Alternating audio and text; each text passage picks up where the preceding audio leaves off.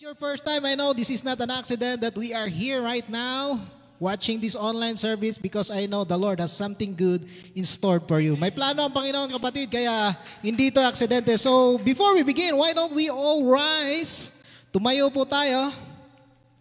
At samahan niyo po ako sa isang munting panalangin bago tayo magsimula. Hallelujah. Palakpakan muli natin ating buhay na Panginoon. Amen. Hallelujah, Lord God. Maraming salamat, Panginoon. We know, Father, that you deserve the highest praise. Hallelujah, Father. We thank you, Lord God, sa araw na ito, Lord, for bringing us once again on this channel, on this church, oh Lord God, sa mga kapatiran na nandito sa on-site. We thank you, Father God, that you bring our footsteps, Father God, into this church, oh Lord God, that, Lord, upang makapakinig na yung magandang salita ngayong umaga, Panginoon. But before we go, Father, I pray, Father God, that, Lord, tago mo ako, Panginoon, sa hindi likuran na hindi aking mga kahinaan, Panginoon Diyos. Ang makikita nila kundi ikaw lamang, Jesus, ang may tataas, may hayag sa aming kalagitnaan. And I also pray, Father God, that, Lord, sa mga nanonood dyan online, I know, Father God, that this is not an accident, that they are there watching right now, Father God. I know that, Lord, you have something good in store for them today. And I pray, Father God, that, Lord, kung anumang mga disturbance dyan, in Jesus' name, we rebuke it. We cast it out. Yung mga nanggugulo sa kanila, Lord, I pray, Father God, that, Lord, give them the presence, oh Lord God, the focus to listen to your word this morning.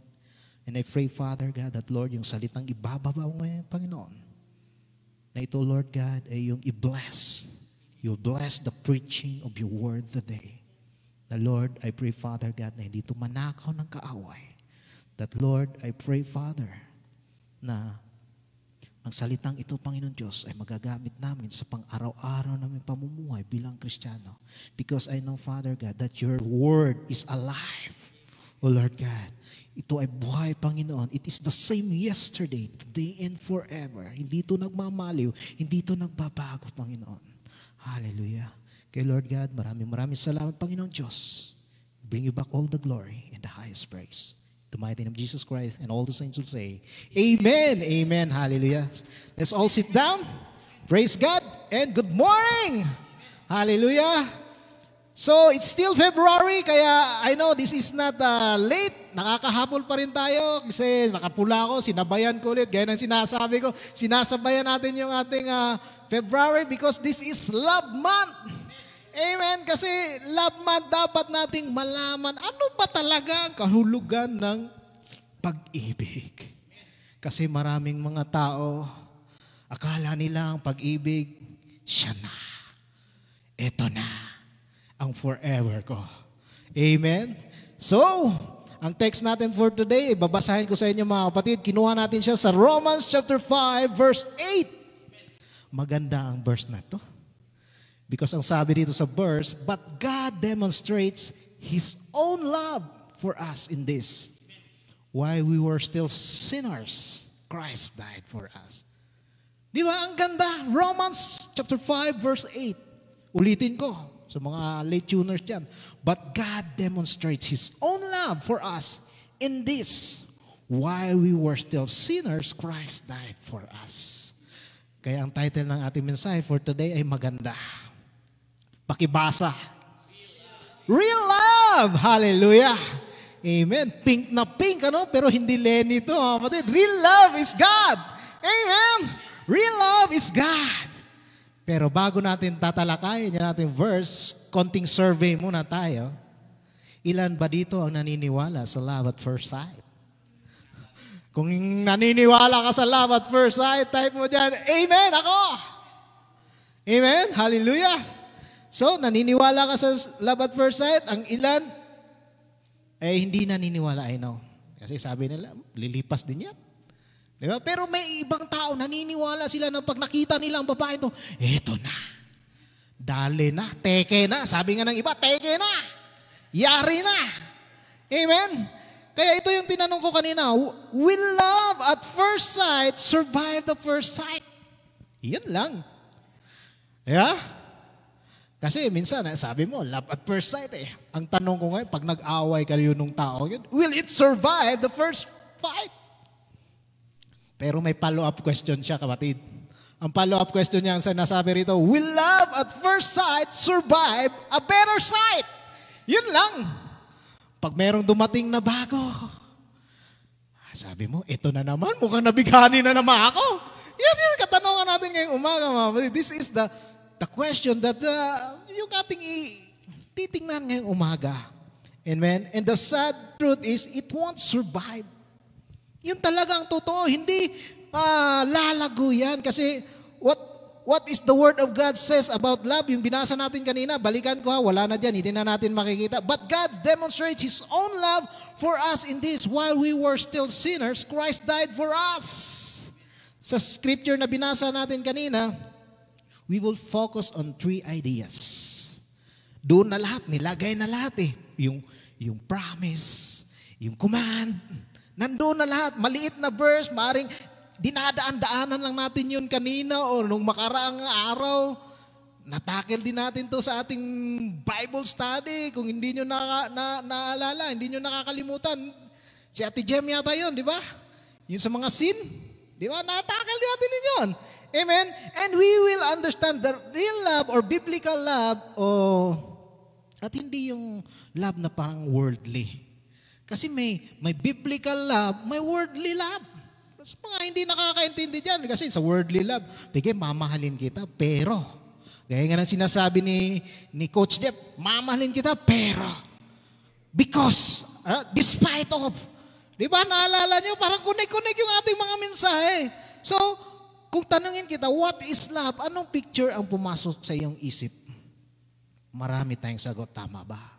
Amen. Marami tayong sagot. But if we look at God's Word, makikita natin what is real love. Kaya ang title ng ating mensahe kanina, real love. Yung totoong pagmamahal or yung tinatawag nating the love in a context sa biblical way. Kaya this morning, we need to learn the 3 principles of what real love is sa text natin na binasa kanina.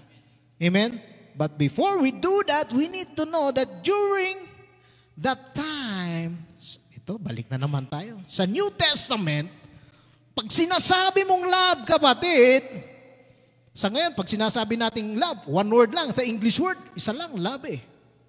Pero during that time, nung sinusulat nila itong New Testament, nabahagi pala to sa 4. Yung love, marami siyang kahulugan during that time.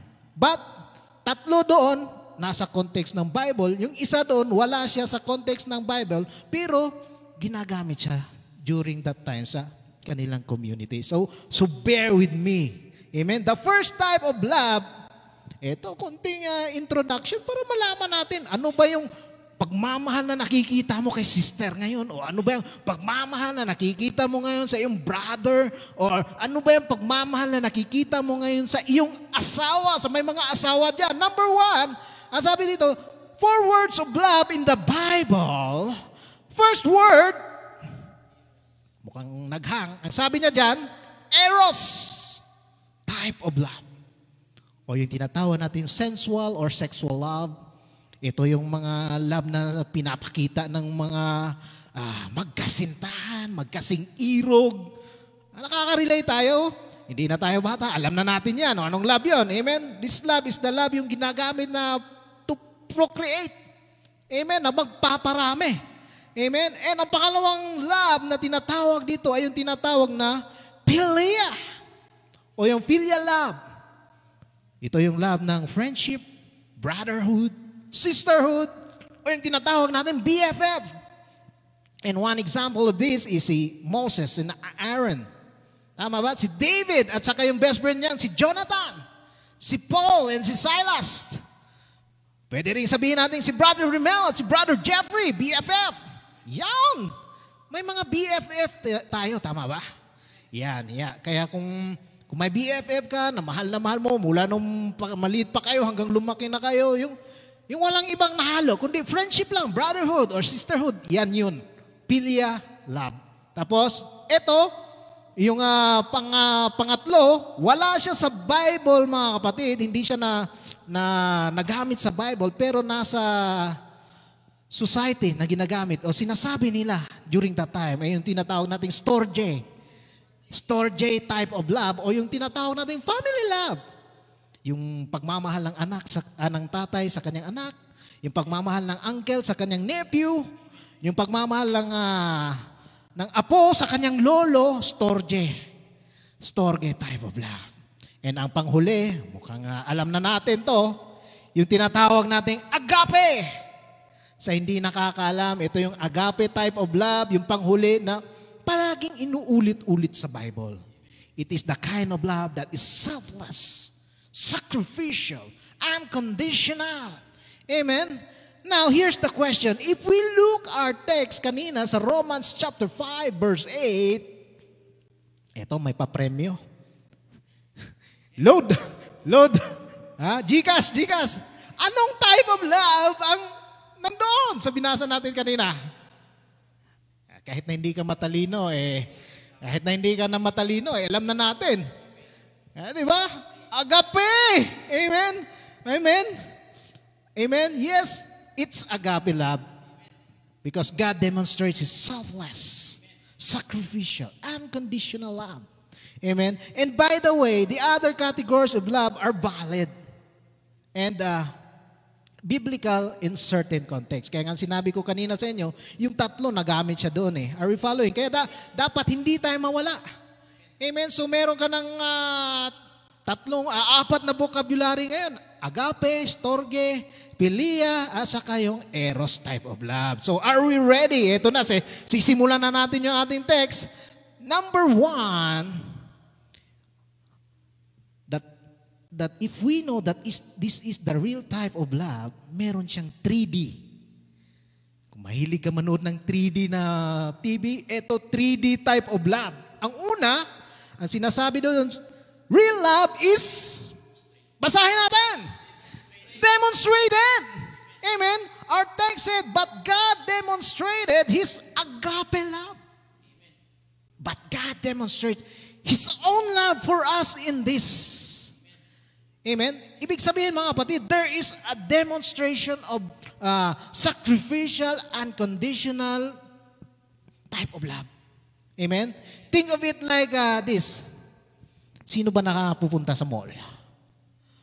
Pag nakapunta ka ng mall, nandoon yung nagbebenta ng vacuum cleaner, ano? Yung babacuum. Lalo na kung pumunta ka ng Ace Hardware, nandoon yung lalaki, meron siyang ganito sa tinga niya. Sir, bili na po kayo, bili. Vacuum cleaner, sir. Di ba? Mayroon ganon? Sir, vacuum cleaner, ang lakas nito, sir. Ang tanong ngayon, kapatid, kung walang demonstration, ma'am, naniniwala ka ba sa kanya? Siyempre, hindi. Sa nagbebenta ng, kunyari, ito, fire extinguisher. Nilagyan niya ngayon ng anong tawag nito, yung lighter fluid yung kanyang katawan. Pag napatay ito, bibili ba kayo? Di ba? Kung gusto mong bumili na effective yung fire extinguisher, susubukan mo. Amen? Kaya parang ito rin, susubukan, nag-demonstrate ang ating Panginoon of what real love is. Amen? Kaya pag nakita mo, makukumbinsi ka. Amen? Parang may binibenta sa Ace Hardware na pag may demonstration, makukumbinsi ka na. Totoo nga. Gumagana yung vacuum. Gumagana yung fire extinguisher. Tama ba? And real love doesn't just talk. Kasi sabi yo, mahal kita kapatid. Mahal kita. I love you. Pero nung nagkahirap-hirap ka na, meron kang financial crisis. Saan na sila? Wala na. Amen? Sabi dito, sa ating text, real love doesn't just talk. It is demonstrated. Because we know that words are cheap. Amen? But demonstration is risky. Risky talaga yun. Kasi gaya ng sinabi ko, fire extinguisher.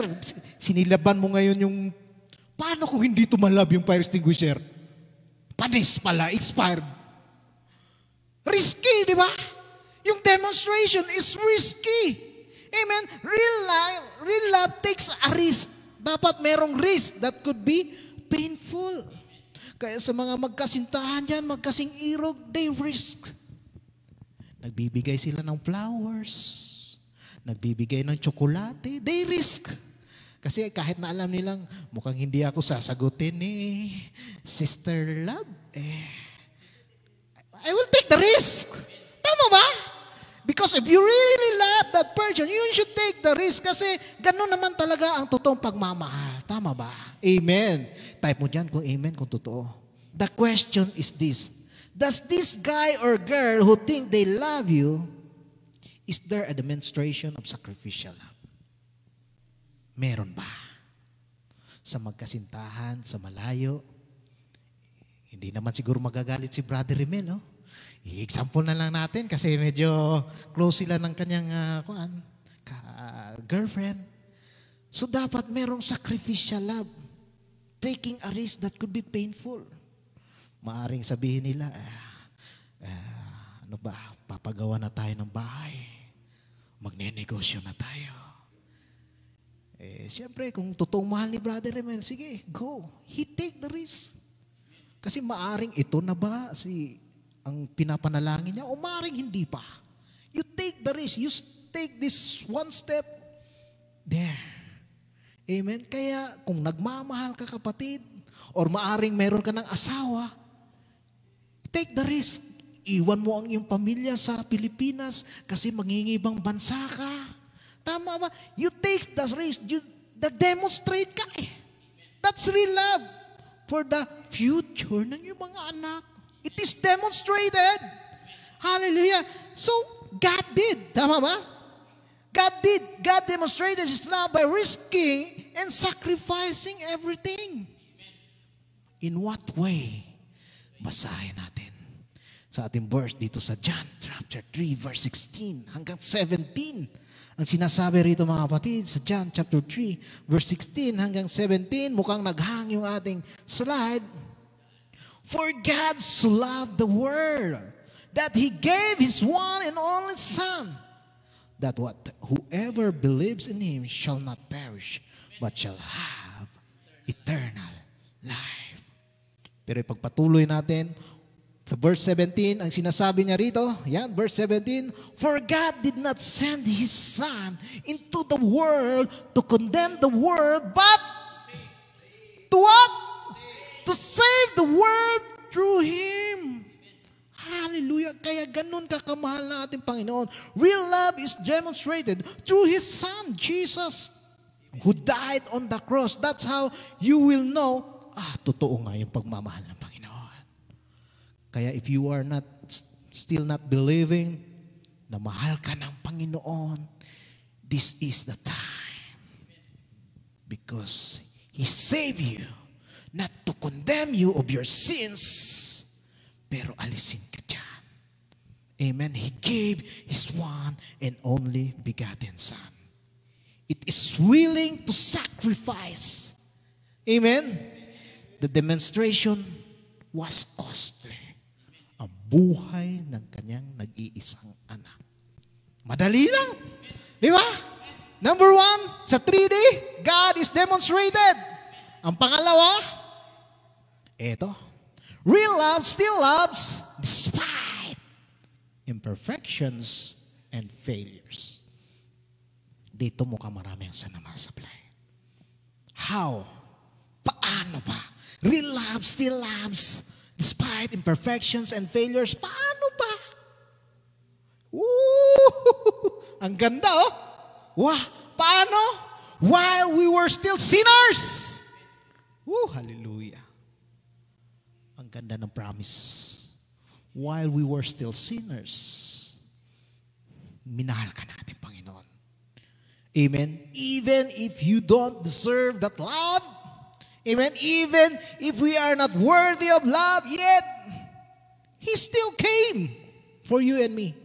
Hindi niya sinabi na, mukhang malala na yung kasalanan ni Brother Alex. Example lang to, huwag kang magalit, Brother Alex. Baka mamaya, hindi na ako papansinin ito. Mag-walk out to, leave the group to mamaya. Sample lang. Kasi sabi niya, kahit na gaano pa kalaki ang kasalanan mo, Brother Alex, I still came. Hindi ko pwedeng i-postpone yung pagpupunta ko rito sa iyo para i-rescue ka sa iyong mga kasalanan. Kasi minsan bilang tao, nagmamahal tayo according sa ating mood. According sa kondisyon na iyong utak. According sa kondisyon na magkano ba? Ano bang ibibigay mo? May dowry ba? Ganun ka agad eh. Mamahalin kita pero bahay kotse muna. Mamahalin kita pero bigyan mo muna ako ng pangkabuhayan. Kaya ang daming OFW ang naluloko. Naghahanap ng real love online. Kasi nalulungkot sa abroad. May nakilala doon sa online. Hindi niya naman alam kung lalaki ba yun o nagpapanggap lang ng profile pic doon na babae. Chat. Naloko na. Nagpadala ng pera. Kasi mahal daw siya. Pag uwi sa Pilipinas, hindi pala yun ang itsura ng babae. Lalaki pa. Bakla pa talaga. Yun lang. Yun lang yung sinasabi, di ba? Pero, there is this one person, I don't know if you know him, real love, still love, despite of imperfections and failures. Ang pangalan niya po ay si Robertson McQuilkin. I-google nyo siya dyan. Sikat na tao to. Lalabas yung pangalan niya dyan sa Mr. Google. Ang pangalan ng taong ito ay walang iba kundi si Robertson McQuilkin. Yan. Medyo lang siya kasi English eh. Amerikano siya. Si Robertson McQuilkin, he was the former president of Columbia Bible College. Amen? He is also the author of the book entitled A Promise Kept. Magandang kwento ng taong to, mga kapatid. Ang kwento ng taong to, he resigned in 1990 from his prestigious position as the president of Bible College sa Columbia. Naging presidente din siya sa Columbia University. Why? Why he resigned? Because of his loving wife. His loving wife, the name is Muriel. Yun, medyo lang, Muriel. Kasi English eh. Kasi si Muriel nagkaroon ng Alzheimer's disease. Pag sinasabi nating Alzheimer's disease, kung sa ating lingwahe nagkakaulilyanin na. Yung dati kilala ka niya, pero yung memory niya dahang-dahang nawawala. Yun yung Alzheimer's disease. So, nag-resign si Robertson to be the caregiver of her wife. Amen? Are we following? So, nagpa-press conference siya ngayon. Sabi ng mga tao, ba't ka nag-resign? Ang ganda ng posisyon. Presidente ka. Kung sa atin pa siguro, parang presidente ito ng University of the Philippines or University of Ateneo ba siguro? Lasal. Yung mga makikilalang malalaking prestigious na schools. Amen? Pero sabi niya, meron namang caregiver yung asawa ko. Pero pag ako ang nag-aalaga sa kanya, mas at peace yung asawa ko. Mas at peace daw yung asawa niya pag siyang nag-caregiver. Kaya after that interview, sabi niya, magre-resign ako. Are we following? Real love, still love, despite of imperfections and failures. And years later, after nang nag-resign siya, nag-guest ulit siya sa isang radio station. Tinanong siya if he have any regrets sa kanyang ginawa. Alam niyo anong sagot niya? Ang sagot niya, from being a president to becoming a full-time caregiver, ito po ang sagot niya. And I quote, word for word to, kaya makinig kayo mga kapatid. Kinuha ko talaga to para meron tayong inspiration. Ang sabi niya, I never think about what if. I don't think what if is in God's vocabulary. Yun yung sabi niya. I don't even think about what I might be doing instead of changing her diaper or what I might be doing instead of spending hours feeding her is the grace of God, I'm sure. Are we there? Kasi kung walang grace ng Panginoon, papakainin mo pa ba ang taon doon 2 oras? Hindi ka naman kilala. But by the grace of God, sabi niyo, nagawa niya. At ang sabi ng interviewer, the interviewer went on with this follow-up question.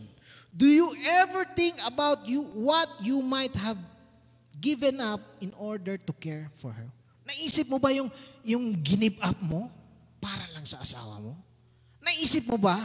His response is this, quote again. Sabi niya rito, ang response niya, babasahin ko sa inyo, I don't feel like I have given up anything. Grabe, ano? Hindi niya daw naranasan na parang meron siyang give up, yung career niya, o yung prestige niya siguro as president ng university. Kasi pag president ka, ginagalang ka, di ba?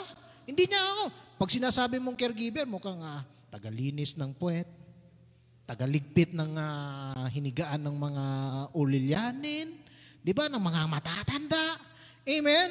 Ang sabi niya, our life is not the way we plot it or plan it. Ang sabi niya, all along, I just accepted whatever assignment the Lord gave me. Wow! This was His assignment.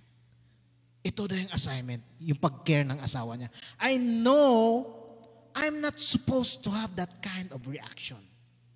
But you ask me, tinanong daw siya ng interviewer, you ask me, I have to be honest, sabi niya, I never went to any support group. I have enough of my own burdens without taking everyone else's.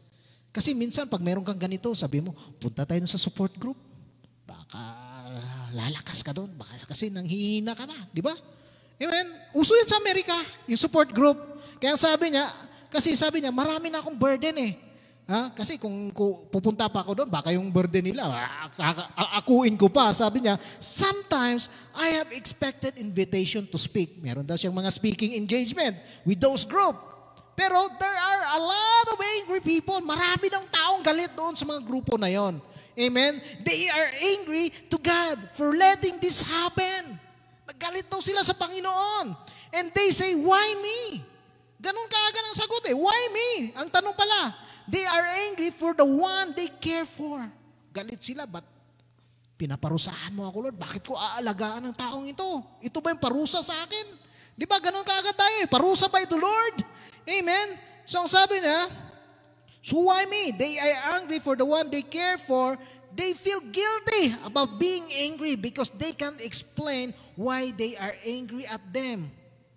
Pero ito ang sabi niya, I say, in acceptance, there is peace. Dapat i-accept mo daw. And he goes on to explain the honor and the dignity to take care of his wife. And so forth, so forth. So, ibig sabihin daw mga kapatid, pag meron yan, darating yan sa ating buhay, you should accept it. Because real love still loves despite imperfections and failures. Parang sa mag-asawa yan. Nangaliwa lang si Mrs. o si Mr. Iniwan na. Marami ang gano'n, di ba? Nalulung lang sa bisyo si Mr. Iniwan ni Mrs. Hindi man lang pinalalangin. Amen? Iniwan. Sumama sa iba. Tapos ang nangyari, kasi nangaliwa si Mrs., ngayon, anong tawag mo sa lalaking nagkaroon din ng relasyon sa iba? Di nangaliwa rin. Ibig sabihin, tinularan niya yung nilakaran ng asawa niya. So wala silang pinagkaiba silang dalawa. Sinira nila ang kanilang marriage. But this guy, Robertson McKinley, iba siya. Real love, still love, despite imperfection. Kaya, yung till death do us part ay importante. Yun yung sinabi ni Sister Myla kagabi. Till death do us part is very important. Amen? It is the very important covenant in every Christian. Pag sinasabi mong covenant, mga kapatid, hindi lamang yan sa papel. Kasi yung iba, nasa papel lang, pumirma pa doon, no? Kung meron pang tammark, ilagay pa yung tammark doon, eh. Diba? Pero nagkaroon na ng sickness and in health. Nagka-cancer si Mrs., nagka-breast cancer. For richer and for poorer. In good times and in bad. Woo! Hallelujah. But maliban kay Robertson McKinley, example ko rin sa inyo yung aking magulang. Wala silang picture kasi nakalimutan ko. Ngayon lang pumasok sa aking siguro bumulong yung Holy Spirit. Kasi sa hindi nakakaalam, ang father ko nagkaroon siya ng extramarital relationship. Amen? Pero despite of imperfections and failures, hindi siya iniwan na aking nanay. And after that, nag-reconcile na sila. Hindi pa nga natatapos, nagkaroon ng breast cancer aking nanay. Real love, still love, despite of imperfections and failures. Hindi rin siya iniwan na aking tatay. Kaya makikita ko, kahit na matanda na sila ngayon, marami silang pinagdadaanan. Yung ate ko, bata pa, maliit pa, nagkaroon ng epileptic. At the age of, maliit pa kay David ngayon, malaki na si David eh. Siguro, pag ganun, magastos kasi during that time, walang specialista sa Kidapawan City. Kailangang lumipad ng Manila. Kaya maraming pagsubok sa aming pamilya. Real love, still love, despite of imperfections and failures. Yung ate ko, maagang na nag-asawa. Ay, hindi nga nag-asawa, nabuntis pa habang nag-aaral. Hallelujah. Real love, still love, despite imperfection. Tinanggap namin siya. Kahit na ganun ang nangyari sa aking ate, tinanggap namin siya. Amen. Sa akin naman, instead of 8 years yung schooling, umabot tayo ng 10 taon. Kasi mabait tayo. Ang tagal nating natapos nag-aral. Hallelujah. But real love, still love, despite imperfections and failures. Amen. Hallelujah. Yung kapatid ko, straight siya sa kanyang pag-aaral, pero nahulog siya sa kanyang pag-take ng kanyang medtech exam. Real love, still love, despite imperfection and failures. He take again, the second time, pumasa na siya. Kaya dito natin makikita, mga kapatid, yung mga pagsubok sa ating buhay, it will not hinder you if that is agape. Agape type of love. Kagaya ni Robertson. Amen. And finally, the last and not the least, babay na kay Robertson. Ito, real love dies to self for the good of others. What did our text say? Anong sinasabi doon kanina? Sa ating text, but God demonstrates His own love for us in this. While we were still sinners, Christ died for us. Woo! Hallelujah! Ibig sabihin, mga kapatid, there is a sacrifice involved. But the sad truth is, balik tayo ng konti. Yan. Christ died for us. Amen. Kasi ang sabi rito sa John chapter 15 verse 12 and 13, ito yung command niya sa atin. My command is this, love each other as I have loved you. Greater love has no one than this, to lay down one's life for one's friends. That's real love. Yung isuko mo ang iyong buhay para sa isang tao. Pero the sad truth, the sad reality, nagkaroon ng misconception yung mga tao. Nakala nila, real love ito, magpapakamatay ako para sa'yo. Ihalay ko ang aking buhay, kitilin ko ang aking buhay. Walang makakakuha sa'yo, ako lang. That's the sad reality of love. Kasi hindi nila alam what real love is. Dying here doesn't mean na literal ka na magpapakamatay sa taong iniibig mo. Amen? But dying here is dying to self. Yung sarili mo. Like you and me means you need to give up something for the one you love. balik tayo sa atin mga OFW. Sa atin mga OFW, we need to give up those comfort. Lalo na sa mga asawa na iiwan natin yung ating asawa, husband, children. Yun. We need to give up our dreams. Amen? I-give up mo yung dreams, yung plans mo sa buhay. Kasi, maaring maganda yung career mo sa Pilipinas ngayon. BP ka na ng malaking kumpanya. But because kailangan mong tutukan ng iyong pamilya, you need to give up those career. Lalo na pag ikaw ay isang babae, kailangan mong i-give up yung magandang posisyon mo sa iyong trabaho to care for your children. That's real love. Amen. Hindi yung iniibig mo na, kukuha ka ng lubid, sige, ayaw mo sa akin, magpapakamatay ako, tatalon ako sa building ngayon. Hindi mga kapatid, real love yung i-give up mo something na mahalaga sa'yo, your dreams, your plans. Amen, for your family. Pag-pray natin, kung magkatuluyan man si Brother Rimel at kanyang girlfriend, balik tayo kay Brother Rimel, gusto kong maging example si Brother Rimel eh. Kung magkatuluyan man sila at sabihin ni Sister Lizelle na, kailangan kong isacrifice ang aking career at kailangan kong maiwan sa Pilipinas to take care of this child. Di ba? Kailangan may sacrifice. Kasi pag walang sacrifice, sabihin niya, sayang pa yung kikitain ko. Amen? Dollar pa yun. Amen? O reals ba yan? O ano ba yan? Dinari ba yan? Diba, real love dies to self.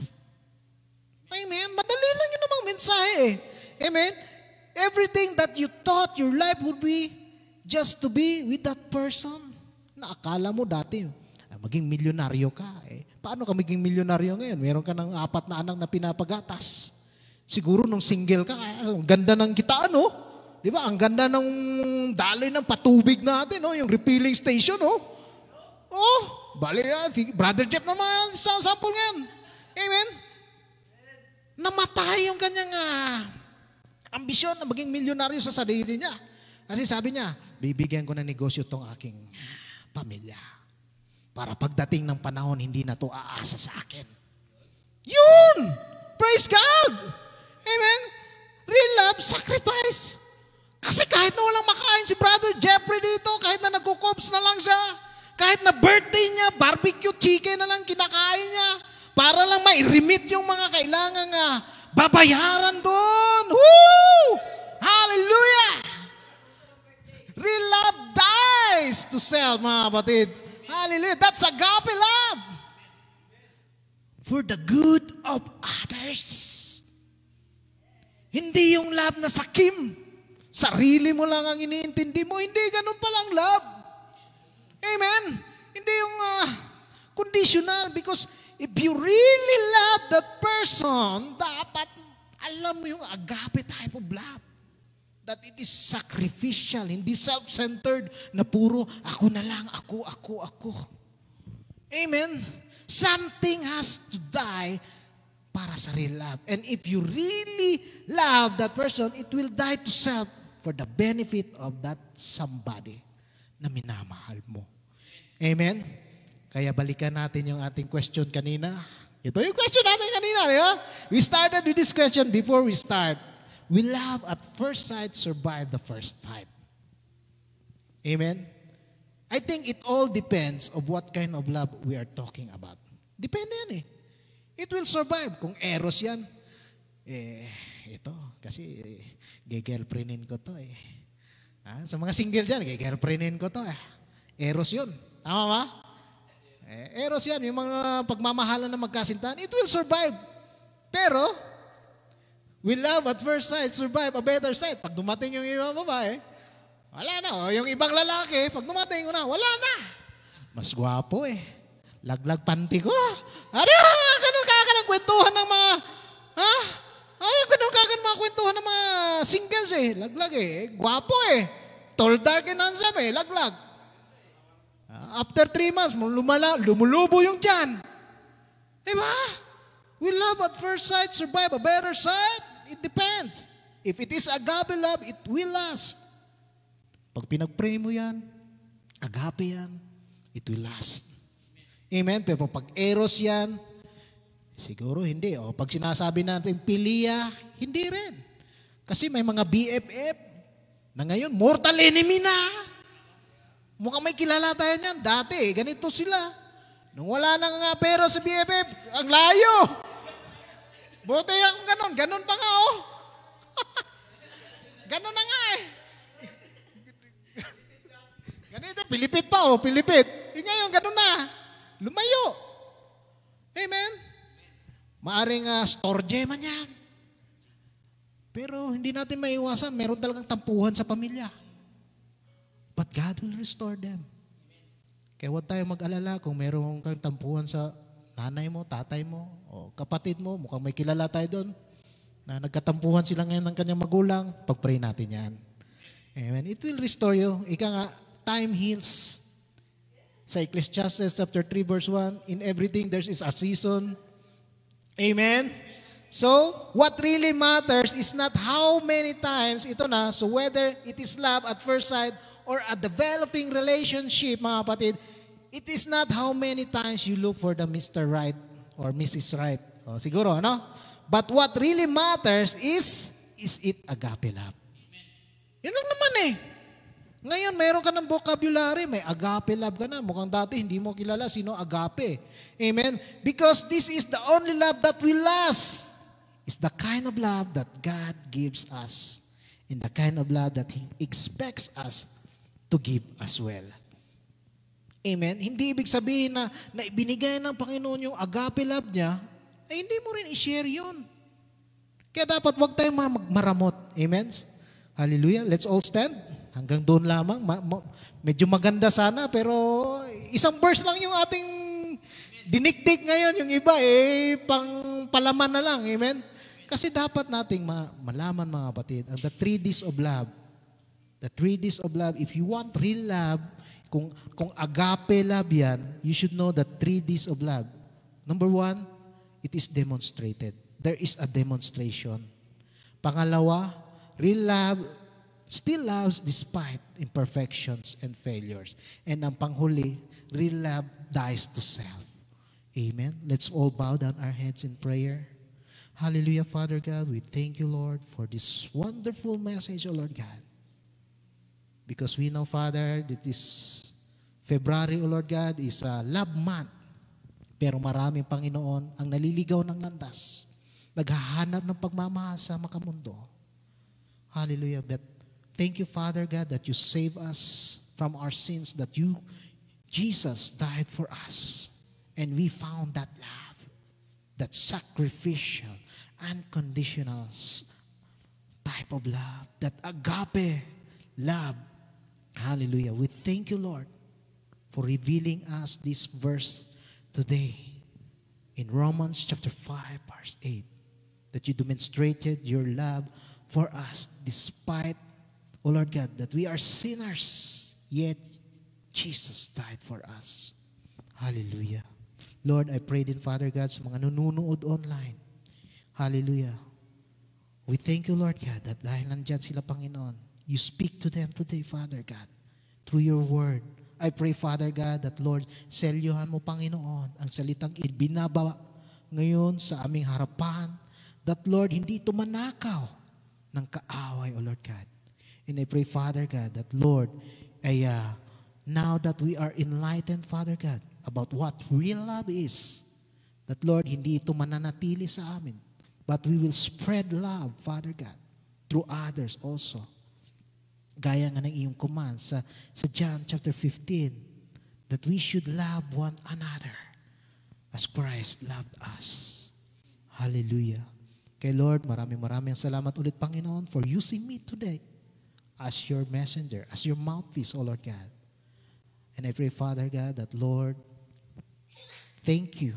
Thank you very much for giving us this word today. We bring you back all the glory, all the honor, and the highest praise. And all the saints will say, Amen, amen, amen.